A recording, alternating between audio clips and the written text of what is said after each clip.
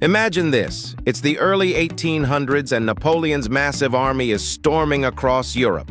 They've got muskets, cannons, and brilliant strategies. But do you know what their real secret weapon was? Not gunpowder, not horses, not even those fancy hats. It was canned food. Yep, the humble can, beans, meat, peas, and a tin was once a cutting-edge military technology, and without it, Napoleon might not have gotten very far at all. Today, we're going to uncover how a French candy maker's kitchen experiment turned into a battlefield game-changer, and how canned food became Napoleon's secret weapon. Let's find out right here on History of Food.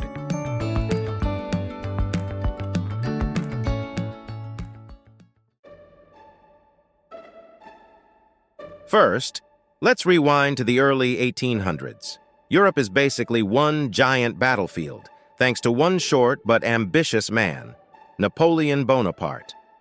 Now, before we dive in, yes, he was a bit shorter than average, but not the tiny gremlin people like to joke about.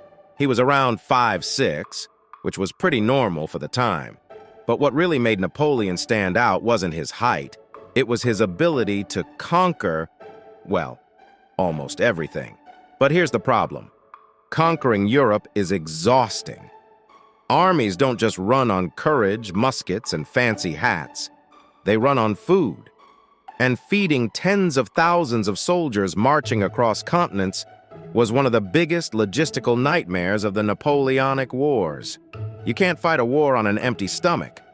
Trust me, nobody's winning a battle when all they've eaten is stale breadcrumbs and whatever questionable meat is left hanging around.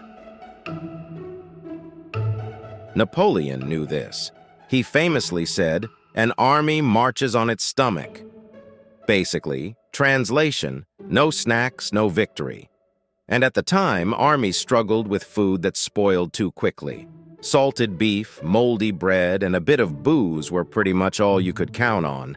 Not exactly Michelin star dining. Soldiers got sick, morale tanked, and campaigns sometimes failed not because of the enemy, but because of hunger. So Napoleon did something bold. He offered a prize.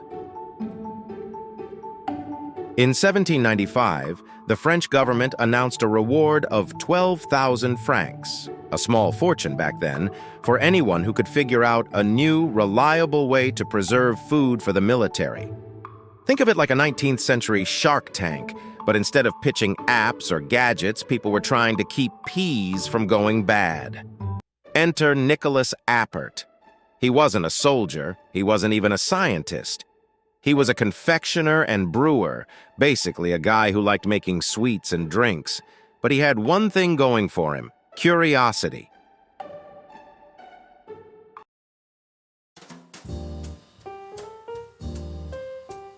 Appert started experimenting. He noticed that when food was sealed in bottles and heated, it didn't spoil. He didn't know why. Germ theory hadn't been discovered yet, so nobody was talking about bacteria. But he saw results. If he packed meat, veggies, or even milk into glass bottles, sealed them with cork and wax, and boiled them, the food lasted far longer than anyone thought possible. It was revolutionary. By 1809, Appert had perfected his method enough to claim Napoleon's prize. The French army suddenly had a new weapon, not a cannon, not a musket, but something even better: preserved food in a bottle. Soldiers could now carry meals that wouldn't rot after a week. That meant fewer starving troops, fewer diseases, and more energy to actually fight. Of course, this wasn't modern canned food yet. The first containers were heavy glass bottles sealed with corks. Imagine lugging those around a battlefield. Pretty impractical. But the idea caught on. Soon after, an Englishman named Peter Durand patented the use of tin cans in 1810. These were sturdier, lighter, and much more practical for an army on the move. Here's the funny part, though. The cans were sealed so tightly, nobody thought about how to open them. The can opener wasn't invented until decades later, so soldiers would stab them with bayonets, smash them with rocks, or even shoot them open with muskets. Imagine fighting all day, finally sitting down for dinner and then wrestling with your food container like it's the real enemy. Still, canned food changed everything. Napoleon's troops now had access to preserved fruits, vegetables, soups, and meats. It wasn't glamorous cuisine, but compared to rotting bread and questionable salted pork, it was a feast. This meant his army could march farther, last longer, and stay healthier than ever before. Think about it. Logistics win wars as much as battles do. Napoleon may have had brilliant military strategies, but without food preservation, he would have been just another hungry general leading a grumpy, starving army. And that's why canned food became Napoleon's secret weapon. Now let's zoom out for a second. The invention of canning didn't just help Napoleon, it changed the world. What started as a military necessity eventually transformed civilian life. By the mid-1800s, canned goods were spreading everywhere. Explorers could carry food to the Arctic, sailors could avoid scurvy with canned fruits, and city families could stock their shelves with meals that didn't spoil after a few days. In fact, some of the earliest polar expeditions relied on canned goods to survive. Sure, sometimes the cans were poorly sealed and led to lead poisoning, which, spoiler alert, is very bad, but the idea was groundbreaking.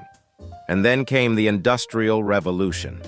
Factories started mass-producing canned food, making it cheaper and more widely available. What started as Napoleon's wartime innovation ended up shaping how the entire world ate. Today, canned tuna, beans, soups, and even Spam can trace their origins back to one French emperor's desperation to feed his army. Here's a fun modern twist. We still rely on canned food in emergencies. Hurricanes, earthquakes, or even just lazy Sunday nights. Canned food is always there, ready to save the day. And astronauts? Yep, space travel would be way harder without the concept of preserved food. Of course, let's not give Napoleon too much credit. He didn't invent canning himself, he just threw money at the problem. But sometimes, that's all it takes to spark an innovation that changes history. So, the next time you crack open a can of beans or soup, think about it. You're not just eating convenience food. You're holding a piece of history. A piece of the same technology that once fueled French soldiers marching across Europe. And maybe, just maybe, that humble can sitting in your pantry is more powerful than you think. Until next time, thank you for watching.